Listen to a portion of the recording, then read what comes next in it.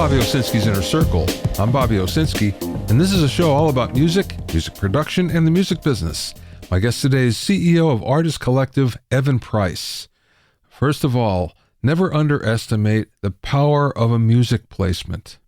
In 1985, Kate Bush released Running Up That Hill, which was her biggest hit by far.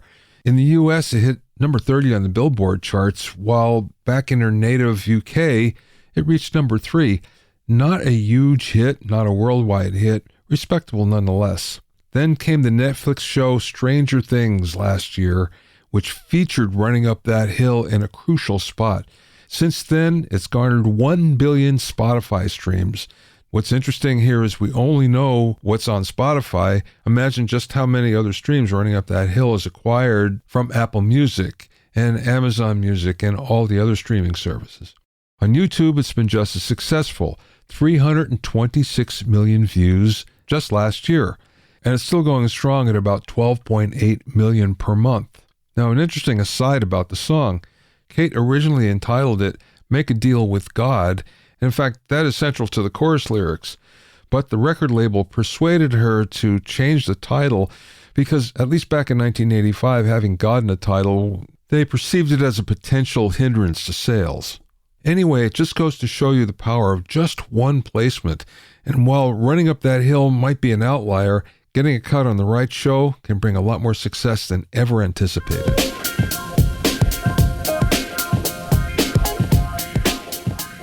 If you have any comments or questions, you can send them to questions@bobbyowsinski.com. Also, I'm pleased to announce that the 5th edition of my Recording Engineer's Handbook is now available. It's totally updated and includes new sections on the latest cutting-edge recording technology, multiple ways to mic over 70 different instruments, a new chapter on recording immersive audio, new hitmaker engineer interviews, and much more. To get your copy, go to rebrand.ly/Recording Engineer's Handbook. That's rebrand.ly/Recording Handbook. You can also find it on Amazon and Apple Books.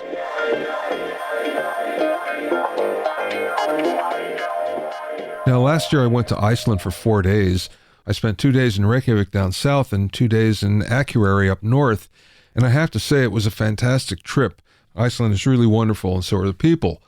But now Iceland has developed a program to become a creative hub in the middle of the Atlantic, where it's thinking North American artists can stop over on their way to Europe and vice versa.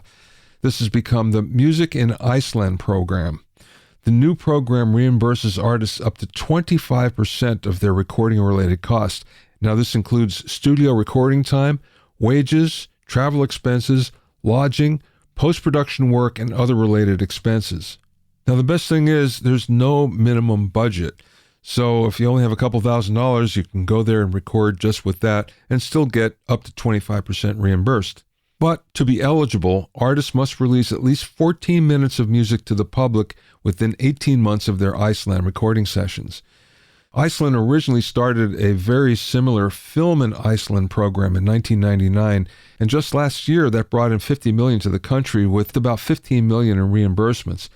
The reimbursement rate is now up to 35% in that program, and there's no minimum at all, just like in music. The only thing is you need to spend at least $2.6 million to get the 35% reimbursement. For music, though, there's a catch. Only the artist can get their travel and lodging reimbursed, not session players. And if the flights and lodging make up more than 50% of the budget, then the reimbursement won't be approved. So if you're looking for a really great place to record with some excellent financial incentives, check out Iceland. It's a great place to spend some creative time. My guest on today's episode is Evan Price, who's an artist manager, educator, branding specialist, and CEO of Artist Collective. At age 14, Evan started his first promotion company and eventually went on to managing rappers and 9-piece bands in Chicago. He launched Artist Collective out of his Columbia College dorm room while obtaining his bachelor's degree in music business. Since then, he's launched 100-plus music brands, transforming artists and musicians into artistpreneurs. During the interview, we talked about thinking about marketing a release in advance, motivating artists to think more about business, getting artists to understand their branding, overcome limiting beliefs, and much more. I spoke with Evan via Zoom from his office in Chicago.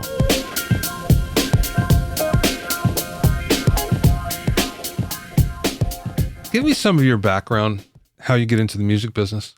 Yeah, so my background, I started as a musician myself. I played in drums for a couple bands, and I slowly developed the skills of an entrepreneur and eventually built a promotion company. I worked in marketing. I worked with a blues artist in Chicago. I wore a lot of hats, tried a lot of different things. Ultimately, kind of brought me to music consulting, working with musician entrepreneurs that I call artistpreneurs to help them build a business around their skills and find their audience online. Okay, so that's a kind of a big jump when you go from musician to where you are now. And I understand it completely because I went through something similar, but it took a while to get there. What was the impetus for you to go, you know what, maybe I'm better over here? Yeah, I think it was just where I found the most joy. Is being a musician was fun. It was cool. I started at 14 playing in a garage with my best friends. And it was a good time, but I found myself creeping more towards the business building stuff. And how are we going to make money? Like I became the band manager, and like it's just like out of necessity is where I found a lot of my skills started to unlock. And I was like, I actually really enjoy the behind the scenes stuff more than being on stage. So it just kind of drew me into that direction. Yeah, no, I get it. Let's go to Artist Collective then. So how did that come about? Yeah, so Artist Collective started again, I would say, out of necessity. I was surrounded by talented musicians and creatives, photographers, videographers, artists trying to make it, trying to break into the industry, and just most of them, honestly, were a little clueless on like how to actually start making money.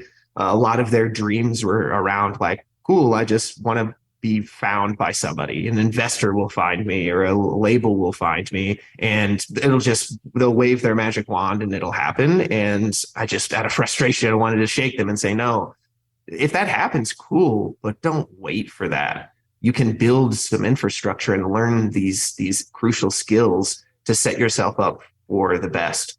So I created Artist Collective, myself and a lifelong friend, a childhood friend rather, who was also in my band. We decided to pair up and build something that would support those people in their endeavors of trying to just do what they love for a living. I live very close to two major mastering studios, and they're my friends, so I go hang out there frequently. And inevitably what happens is they'll play something for me that's great. And the conversation will get to, well, what are they going to do with this? And the artists go, well, I don't know. So basically, they should have been marketing, way, way, way in advance, and they don't even think about it until their single or album is done, which is way too late at that point. So how do you get it across to people that, this is something that has to be thought about in advance?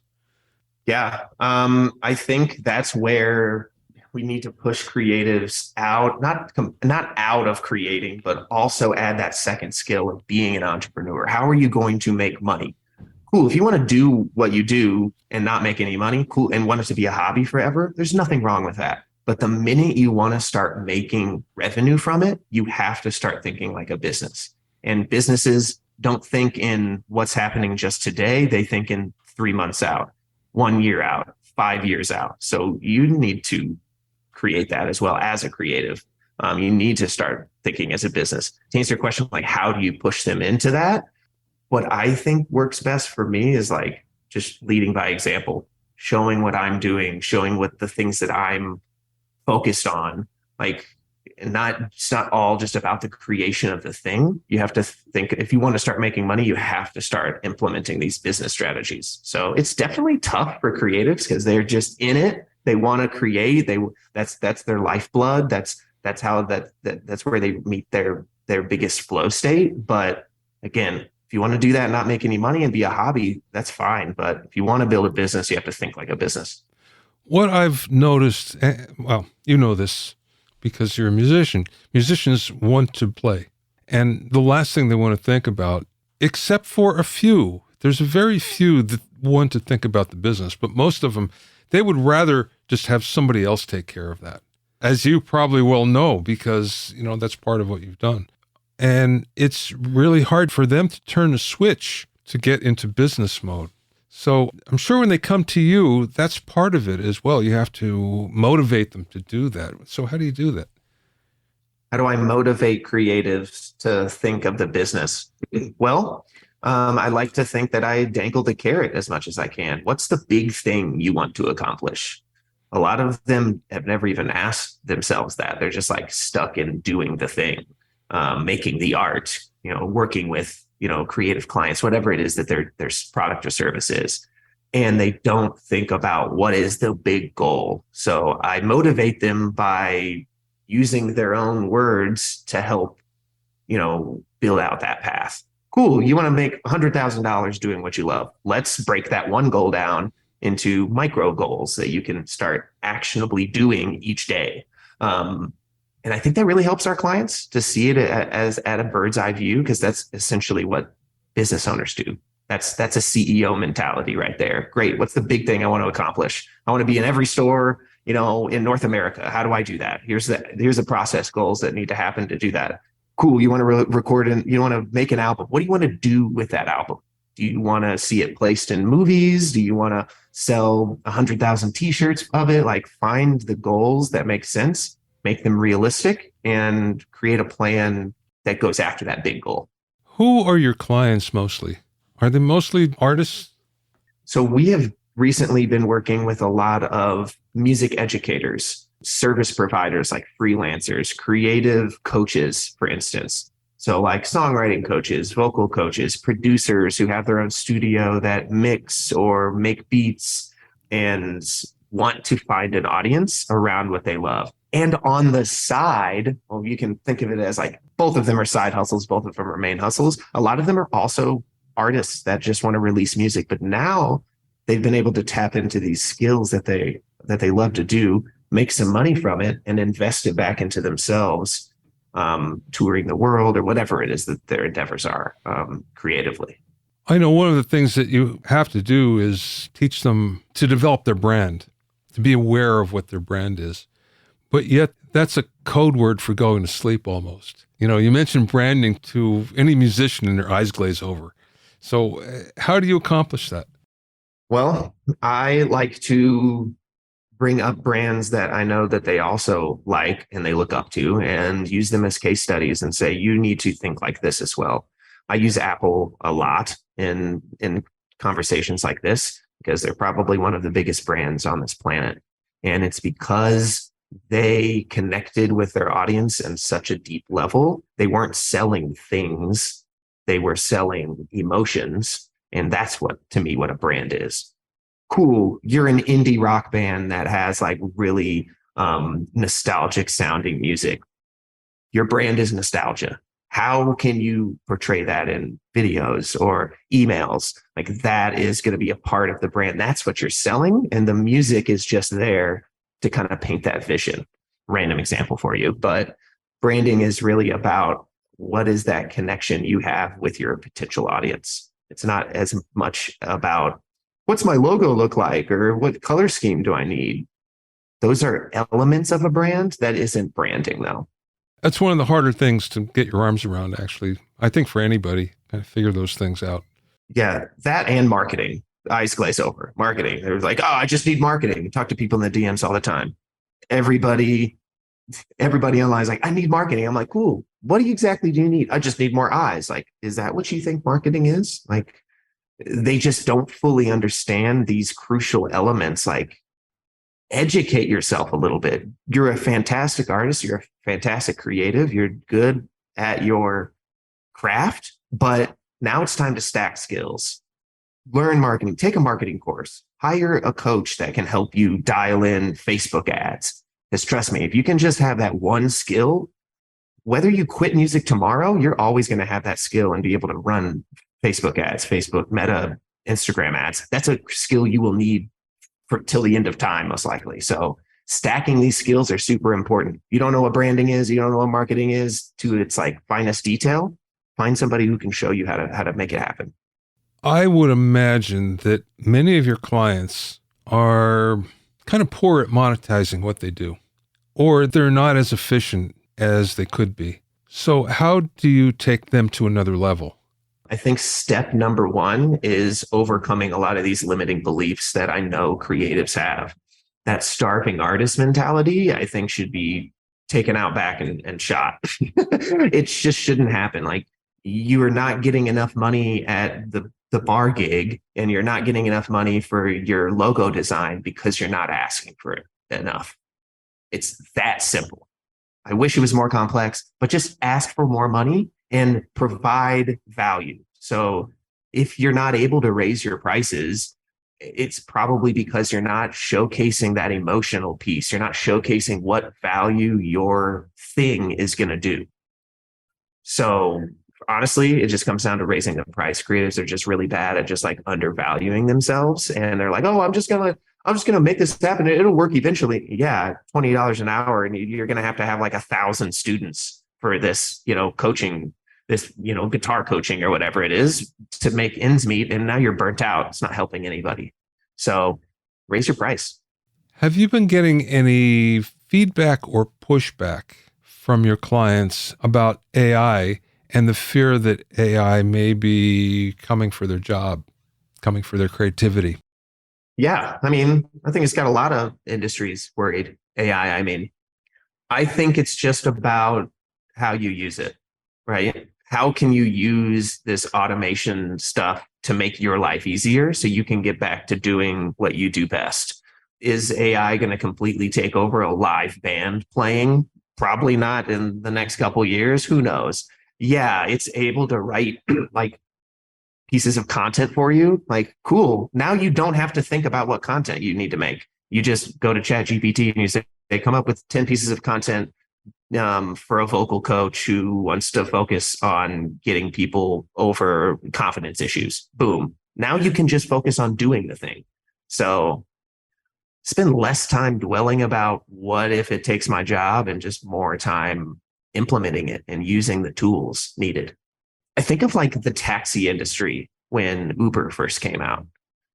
A lot of taxi companies pushed back and were like, no, we're not going to do this. And by not adopting to it and kind of rolling with the punches, a lot of taxi companies just went out of business because they were fighting it and saying, no, we're not going to adopt to it. Well, you're going to get left in the dust then. That's a good example of technology. If you don't use it, you're gonna lose it, type of thing. So I feel the same way with AI, at least right now. Really cool, scary, exciting, frustrating things, but it can really help a lot of people and shave some time off of your daily schedule. I really jumped into this portion of technology a lot because I'm developing an AI for music production program, I should say. And I sent out a survey to my list, which is quite large. And I asked them a number of questions about AI, and two things came back that surprised me. The first one was, I'm not learning about AI right now because everything is moving so fast that whatever I learn today is going to be different tomorrow. And the second thing was, I'm really afraid that AI is going to drain my creativity. There won't be any room for my creativity left. Both of which are bogus, but I think it's a good sample actually of musicians because it's quite a large list and it was quite a good response. And I looked at that and I thought, wow, never would have expected the creativity part. Yes, but not the fact that you're afraid because it's moving too fast. So you don't want to learn about it now. That's a thing that kind of bugged me and worried me. Yeah. Neither of those things surprise me, to be honest. But the first one frustrates me because then they'll just never learn. With that mentality, they're just never going to learn anything new. Yeah. That's unfortunate. This world just moves really fast nowadays, and we have to keep up with it. And that's why AI can pick up that slack. How can I use AI to take things off my plate so I can be tapped into learning new things while it's moving fast? So use the tools that you have at hand. You have to. Speaking of moving fast, what trends do you see in the business besides AI, because everybody knows about that? But are there any trends that you see in what you do that maybe are different from last year? I think the coaching industry has been growing substantially since even COVID, because it pushed people online, pushed people into this online mentality, and people got comfortable with it. And now I think online coaches of anything, like anything you can think of. If I want to learn how to properly take care of my family of cactus, there's probably someone on there I could pay to help me do that and walk me through the process. Anything like what you said, AI for production course, that's super niche. You know what I mean? Yeah. So I think that's a big change. Maybe not in the past year, but last article I read was like $850 billion industry potentially. It's like, wait, what? E-learning in general. So I think that's really getting up there. I think what we're going to see is potentially a saturation of a lot of different coaches. So it's going to really come down to quality. Can these coaches actually get you results in whatever industry? Because the ones that don't, I think, are going to get called out. And, anything with saturation. You see that in music too. Was it like 100,000 songs released every day? Like, holy crap, it's a lot of music. When did you start Artist Collective? I started it in 2013. So it's been about 10 years. Quite a while, and you've gone through the pandemic with it as well. So that's kind of interesting. What was the biggest thing that surprised you from when you started? And you go, well, I thought it was going to be this, and it's actually this. Yeah, I think the biggest thing that surprised me with Artist Collective and the business I was originally starting is, the pivoting, the pivoting, embracing the pivot, as I say. You think it's going to be this one thing, as you just said, but it kind of evolves, and it's important not to fight that. And I originally, built AC to just support artists. Our original slogan was getting artists back to the music. So it's just your philosophy and your North Star and your core values should always be like pretty on point, but like the products and services you provide can shift, can evolve, can pivot. And I saw that happen many times in 10 years. I was marketing. I was doing artist management for a percentage. I was running ad campaigns. I was working with bands directly on this niche thing. And I was developing these skills as I was building the business. And I think the reason that we got to where we are in the success is because I didn't fight. I didn't fight the evolution. I'm like, cool, it's this now. I'm just rolling with the punches. So yeah, I think that surprised me. Looking back, it's like, whoa, it was real different back there. What happened? But I'm definitely, grateful and excited about the work that we're doing today. Kudos to you for recognizing that, because there's so many people that would just keep their blinders on and stay where they're at. You make it really good, but that could limit your potential and the potential for your clients as a result. Good that you recognize that. What's the biggest thing that you got right? Biggest thing that I got right was surrounding myself with smarter people than me. And I think that's another thing that holds a lot of business owners, artistpreneurs, whatever you want to call it, back, is they want to be the smartest person in the room, so they never grow.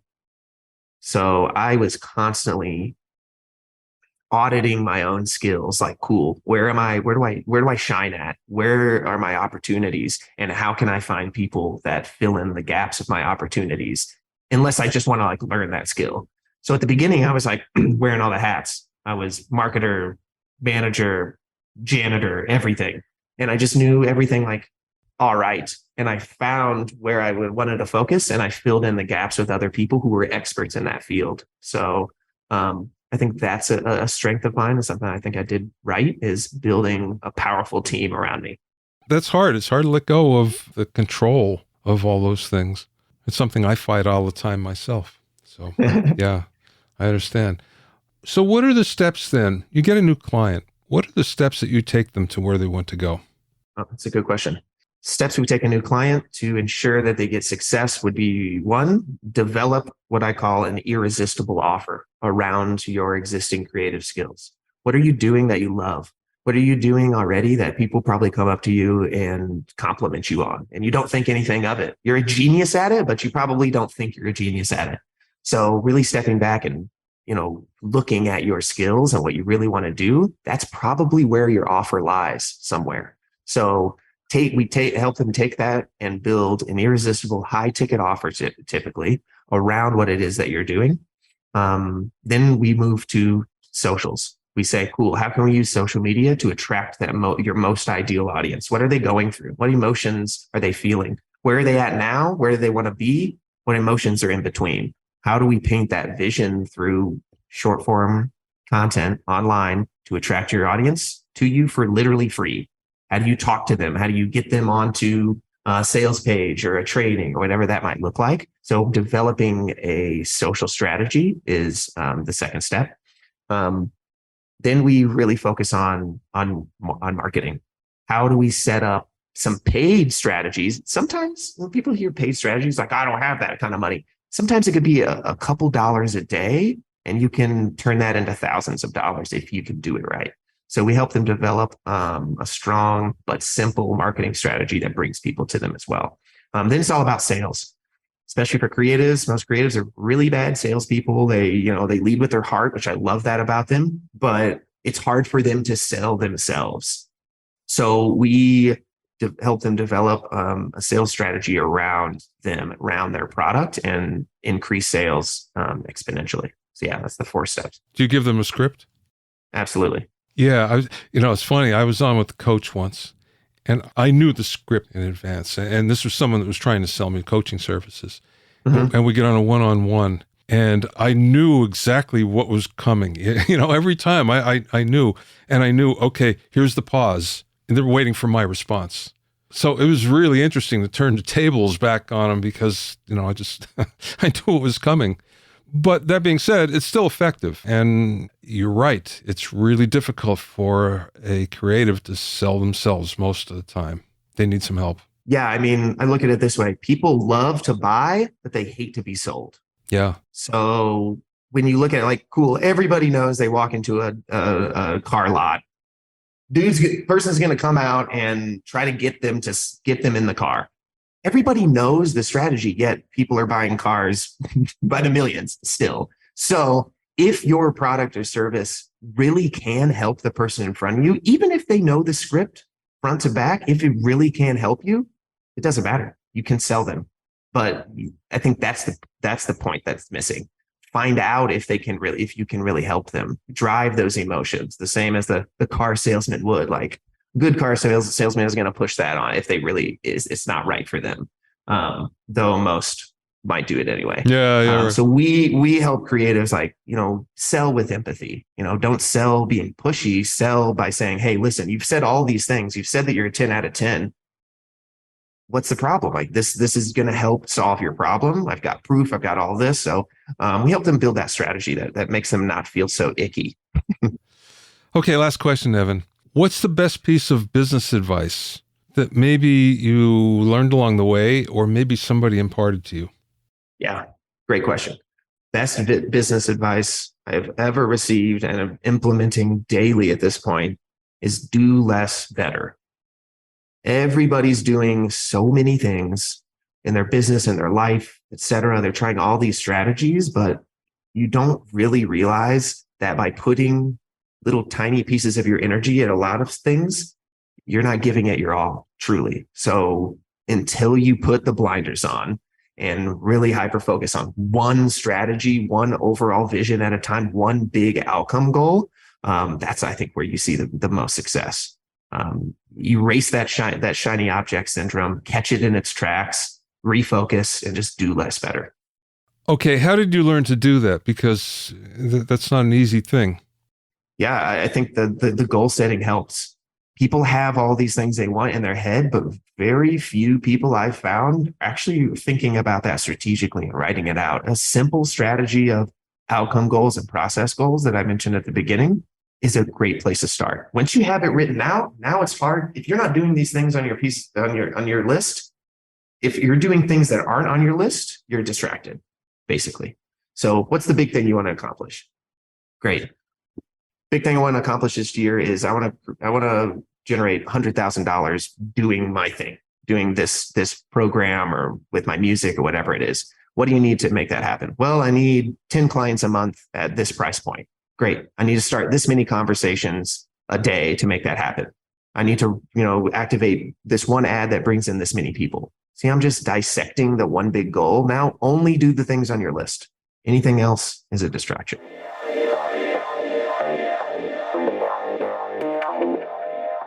You can find out more about Evan and Artist Collective at artistcollect.com. That's artist, A-R-T-I-S-T, collect, C-O-L-L-E-C-T.com. Thanks for listening and being in my inner circle. Remember, if you have any questions or comments, you can send them to questions@bobbyowsinski.com.